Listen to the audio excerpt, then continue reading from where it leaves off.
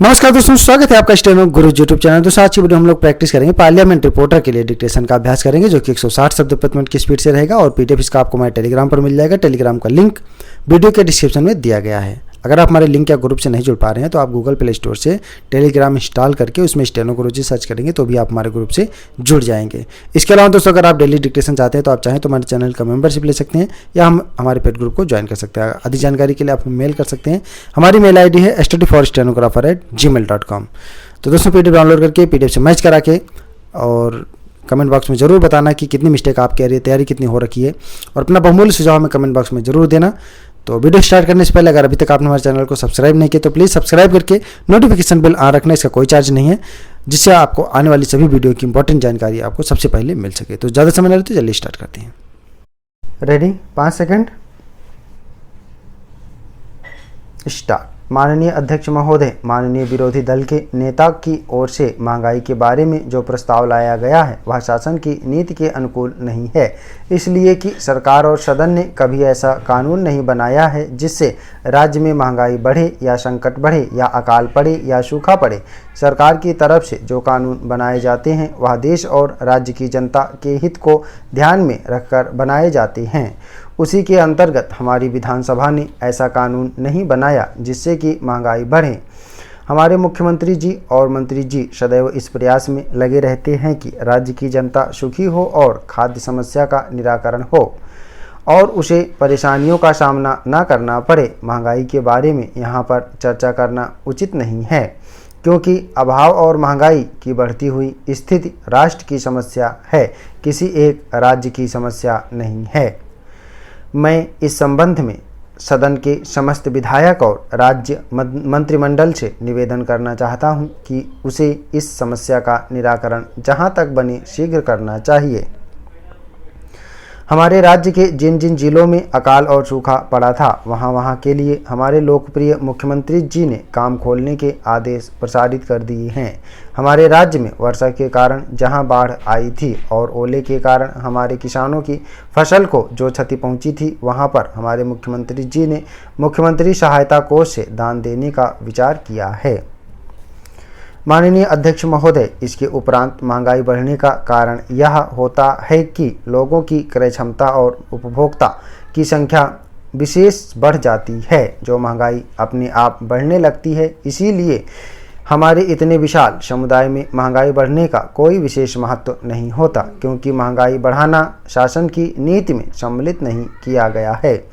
मेरे विचार से इस समय का फ़ायदा विरोधी लोग लेना चाहते हैं और यह भी चाहते हैं कि जनता के अंदर ऐसी निष्क्रिय भावना पैदा करके उसका लाभ उठाया जाए। हालांकि यह बात कभी टिकाऊ नहीं हो सकती। देश की जनता समझदार है, वह सब कुछ समझती है कि किन परिस्थिति के सामने से उसे गुजरना पड़ रहा है। यह संकट का समय है। ऐसे समय में हमको श्रम, स्वावलंबन और हिम्मत से मुकाबला करना चाहिए। मुझे ऐसा लगता है कि ये धरना, आंदोलन, झगड़ा और देशद्रोह करने से हम सफल नहीं होने वाले। इसलिए मेरी आपसे प्रार्थना है कि राज्य की जनता के वास्ते हम सब हिम्मत से काम लें तो आज भी सब कुछ अच्छा हो सकता है।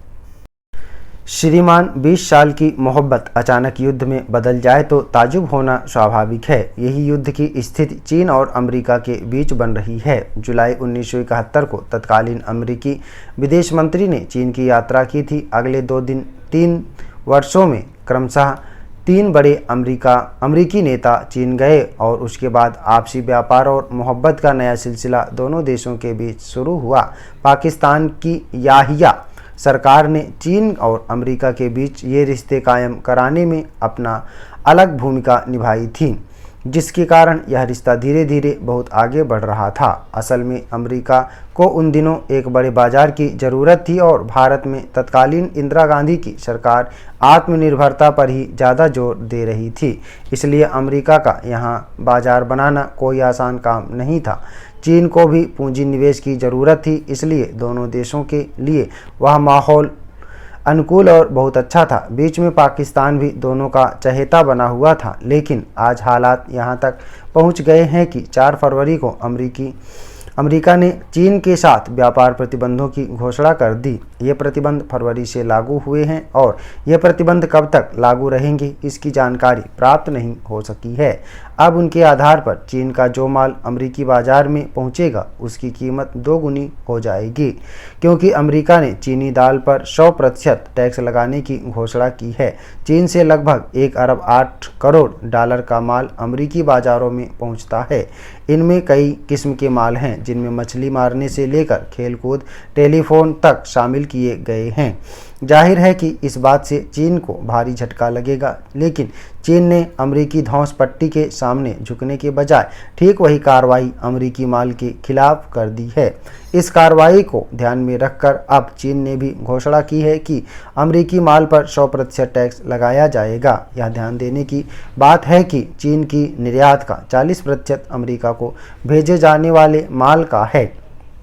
अब दोनों पक्षों के बीच समझौता वार्ता की संभावना भी क्षीण हो गई है। बहरहाल यह मानकर चलना चाहिए कि अब भी दोनों देशों द्वारा ले देकर समझौता करने का प्रयास जारी किया जा चुका है, अन्यथा इतना बड़ा झटका झेलना चीन और अमेरिका के लिए कठिन हो जाएगा।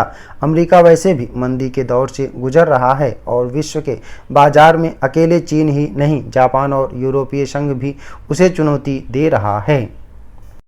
महोदय, शहरी तबका हो या ग्रामीण तबका, चाहे उद्योगपति हो अथवा किसान, विद्युत कटौती की समस्या से सभी लोग ग्रस्त हैं। लेकिन मंडल ने इस समस्या को दूर करना छोड़ इसे अघोषित कटौती की बजाय घोषित कटौती का जामा पहना दिया है। मध्य प्रदेश विद्युत मंडल ने विगत दिनों प्रतिदिन संभागीय मुख्यालयों पर 1 घंटे और अन्य क्षेत्रों में 2 घंटे विद्युत आपूर्ति बंद करना शुरू कर दिया है। वर्तमान में प्रदेश के ग्रामीण इलाकों में बिजली की निर्बाध आपूर्ति की अत्यंत आवश्यकता पड़ रही है। यह उल्लेखनीय है कि इस वर्ष खरीफ फसल की बुवाई कुछ विलंब से हुई, वहीं अकस्मात मानसूनी बारिश की वापसी के कारण यह जरूरत उत्पन्न हो गई है। फसल के समय किसानों को पर्याप्त पानी की बहुत आवश्यकता होती है और पानी का संबंध बिजली से संबंधित हो जाता है। सिंचाई व्यवधान से अब यह बेहद कठिन हो गया है। रबी फसल या अक्टूबर-नवंबर माह में बिजली की जितनी मांग होती है वह अभी पैदा हो गई है। इससे कृषकों को परेशानियों का सामना करना पड़ रहा है। मंडल की विद्युत आपूर्ति में कटौती से राज्य का औद्योगिक क्षेत्र भी प्रभावित हो रहा है। इसी कारण अनेक उद्योगों में उत्पादन ठप होने की स्थिति ही पैदा नहीं हो गई, बल्कि कई लघु उद्योग और मध्यम उद्योगों ने अपना उत्पादन ही बंद कर दिया है। खबरों के मुताबिक विद्युत कटौती के कारण इंदौर के औद्योगिक क्षेत्रों सहित अन्य क्षेत्रों में स्थित उद्योग में उत्पादन बड़े पैमाने पर प्रभावित हो रहे हैं। यही स्थिति प्रदेश के लगभग सारे औद्योगिक क्षेत्रों में व्याप्त हो रही है। राष्ट्रीय ताप विद्युत निगम की 21 मेगावाट की एक इकाई उचित रखरखाव के अभाव के कारण इन दिनों बंद पड़ी हुई है। बीच बीच में मंडल के ताप विद्युत घरों में व्यवधान होता रहा है, जो उसके कर्मचारी की लापरवाही और उदासीनता का ही नतीजा होता है। कई बार बड़ी दुर्घटनाओं से मंडल करोड़ों रुपयों की हानि उठाता रहा है, जो इसके अर्थतंत्र को कमजोर कर देता है। नतीजतन यदि मंडल प्रदेश में विद्युत उत्पादन के लिए नई परियोजनाओं तथा इकाइयों में नई तकनीकी विकसित करने या आयात करने में सक्षम नहीं होता है, तो इसके लिए मध्य प्रदेश विद्युत उत्पादन मंडल की जवाबदारी साबित हो जाएगी। विद्युत मंडल की 4 विद्युत उत्पादन इकाइयां राष्ट्रीय स्तर पर पुरस्कृत हो चुकी हैं। इसके बावजूद मंडल द्वारा आवश्यक विद्युत की आपूर्ति नहीं करना बेहद चिंताजनक है। इस पर मंडल समेत सभी संबंधित जिम्मेदार पक्षों को व्यापक विचार विमर्श करना चाहिए।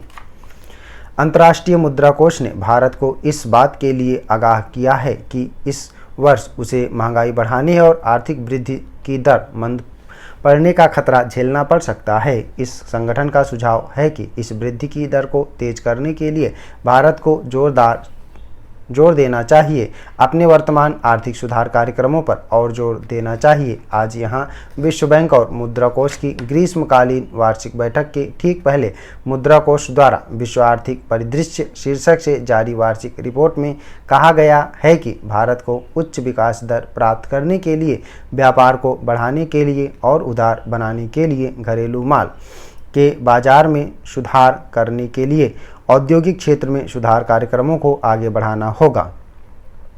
विश्व की आर्थिक संभावनाओं पर आधारित इस रिपोर्ट में कहा गया है कि भारत इस क्षेत्र में काफ़ी मजबूती के साथ अपना विस्तार कर रहा था, लेकिन सन 1996 में यह रफ्तार कुछ मध्यम पड़ गई। इस कारण साथ ही साथ मुद्रास्फीति भी थम गई। यह नीतियों के साथ साथ एशिया के अन्य देशों की तरह निर्यात वृद्धि की दर की कम करने का नतीजा रहा है। इस रिपोर्ट में वर्ष 1997 की संभावनाओं के बारे में यह कहा गया है कि 1996 के मध्य में मौद्रिक नीति में दी गई ढील के सहारे कुछ मध्यम गति के साथ साथ ही सही आर्थिक वृद्धि होती रहेगी, लेकिन वित्तीय घाटे को कम करने में भारत को अभी सीमित सफलता ही मिली है। इस कारण मुद्रास्फीति बढ़ सकती है। मुद्रा कोष के प्रबंध निदेशक ने अपनी रिपोर्ट जारी करते हुए कहा कि भारत ने अपने आर्थिक विकास में शानदार प्रगति कर ली है और इसके बने रहने की प्रबल संभावना है। रिपोर्ट में निजीकरण और उदारीकरण को विकास की पहली शर्त बताया गया है और रिपोर्ट में कहा गया है कि भारत के अंदर 1996 से कृषि उत्पादन में अच्छी खासी वृद्धि हुई है। इससे औद्योगिक वृद्धि की दर 7% के करीब बनी रही। अंतर्राष्ट्रीय मुद्रा कोष ने भारत को चेतावनी दी है कि वह अपने जारी आर्थिक सुधारों को धीमा न करें। ओके दोस्तों, आप लोग इसको प्रैक्टिस करिएगा। सभी लोग मैटर को प्रैक्टिस और ट्रांसक्राइब करेंगे। 160 शब्द प्रति मिनट की स्पीड से है।